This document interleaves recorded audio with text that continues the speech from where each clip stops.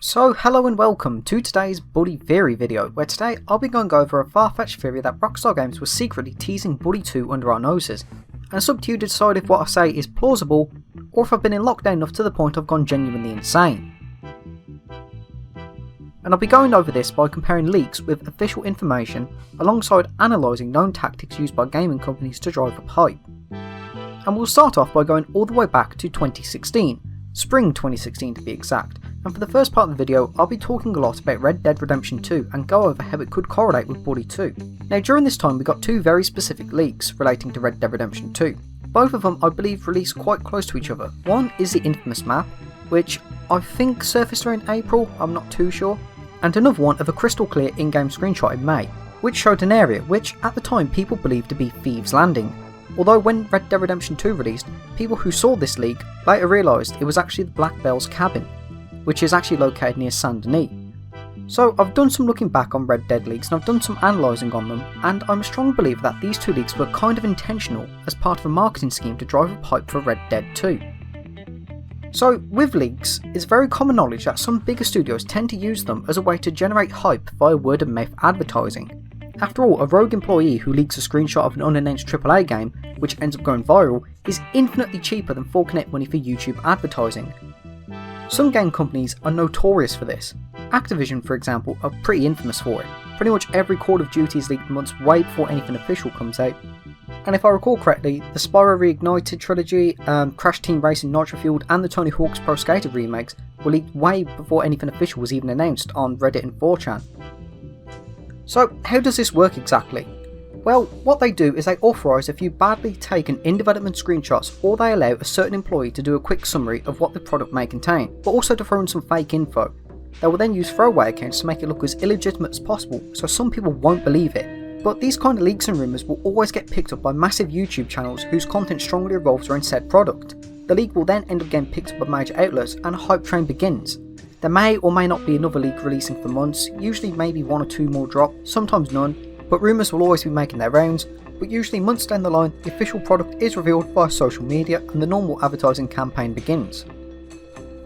Now with the Red Dead 2 leaks, this could be why Take-Two never issued DMCA claims on the leaked map or the in-game screenshot in Shady Belle. Now you could say maybe they did that to avoid confirming the leaks, and you might be correct on that. But I'd like to bring attention to another one of Take-Two's games which tell a completely different story, and this is Borderlands 3, where, well, a couple years ago before Borderlands 3 came out, there was a channel named Supmato who was reporting on all kinds of news and leaks for the game months before release, and Take-Two were really not happy with him. They gave him over 60 DMCA claims and threatened him to pack it in reporting on these leaks and tell them who was providing him with the information, or they'll have his channel completely removed. Now Supmato completely ignored Take-Two, he didn't tell them who was providing him the info, and as such Take-Two stuck to their word and his channel got completely wiped. Now in autumn 2018, shortly before the release of Red Dead Redemption 2, Take-Two Interactive actually sued a website called Trusted Reviews for making a news article on a leaked document from February, which actually ended up costing them £1 million and was donated between three charities of Take-Two Interactive's choosing. And they forced Trusted Reviews to write an apology saying, on February 6, 2018, we published an article that was sourced from a confidential corporate document. We should have known this information was confidential and we should not have published it. So how does this relate to Buddy 2 then exactly, when you've just been talking about Borderlands and Red Dead? Well, if you remember, in 2017 we got our very first confirmation that Buddy 2 was a real thing at some point, via leaked artworks. And much like the Red Dead leaks, they went viral insanely quickly and drew up a lot of hype about Buddy 2 coming after Red Dead 2. And much like the Red Dead 2 map leaks, as far as I'm aware, nobody was ever hit or threatened with like DMCA claims or anything like that, unlike the Borderlands 3 leaks or the Trusted Reviews and Red Dead Redemption 2 article. Now going back to 2016, another thing I find odd is, well, December 2016 seemed to be a rather strange month for Buddy as a whole. It had a lot of things going for it at the time. First of all, we had Buddy Anniversary Edition releasing on iOS and Android. Okay, fair enough, GTA 3, Vice City, San Andreas all made their way there too, and Red Dead Redemption 2 was announced on Buddy's 10th anniversary, so it kind of makes sense to push that back a little bit. But then Rockstar go ahead and just drop Buddy for the Xbox One 2 weeks later via Xbox One's backwards compatibility feature. And this is a bit odd because this was done before the much more better selling and much more demanded Grand Theft Auto 4. The next day, for some reason, the Xbox Twitter account actually advertised their design lab with a Buddy-themed Xbox controller. Now, Rockstar themselves were oddly posting about Buddy a lot on Twitter during this time too. Keep in mind, prior to December, they only posted about Buddy twice the entire year. First one was just confirming that Buddy and Manhunt were coming to the PlayStation 4, then just some fan art alongside GTA and Red Dead fan projects. In fact, the last time they even mentioned Buddy's name prior to the PS4 announcement was actually November 2014. And the last time they ever announced Buddy's name at all on their account was 2018, December 2018, in a sale announcement. So back to Rockstar's odd Buddy posting. First of all, they were advertising Buddy on mobile, normal enough. Then they were posting about Buddy themed GTA Online races and custom jobs and death matches made by fans. Then they dropped the Xbox One backwards compatibility. Then they were just posting a lot of Buddy fan art. And then they started releasing loads of Buddy merchandise on the Rockstar warehouse. And they was even doing a contest for a Buddy themed iPad Pro. And what I do find odd about this is it wasn't Red Dead 2 related. Like, you'd think with an upcoming AAA game that people have been waiting years for, you'd think they would be doing contests for that, not a title that came out 10 years ago. Well, at the time 10 years ago. It's nearly 15 years ago now, but anyway. Now, as we progress into 2017, the Buddy posting started to die down a bit. Rockstar would carry on posting some more Buddy themed GTA Online races, death matches and all that, and it just slowly went quiet again.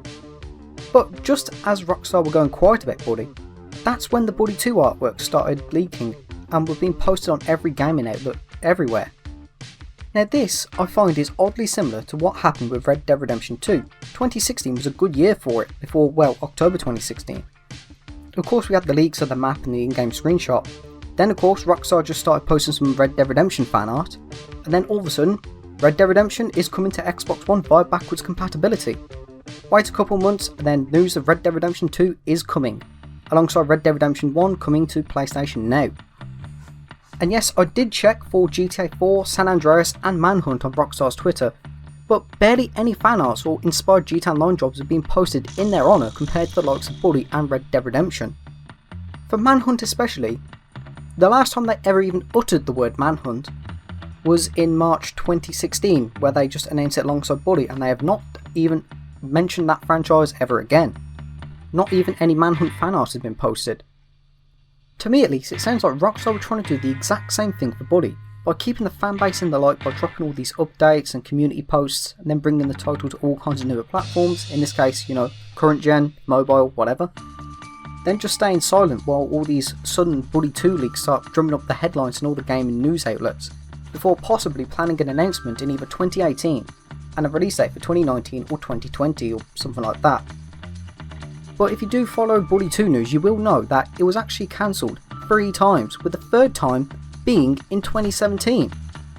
So if my absolutely insane theory is correct, then it would make sense for them just to drop silence as Buddy 2 was quietly canned again in mid-2017, so the entire subtly leaking the game or whatever campaign, I guess you could say, was entirely done for.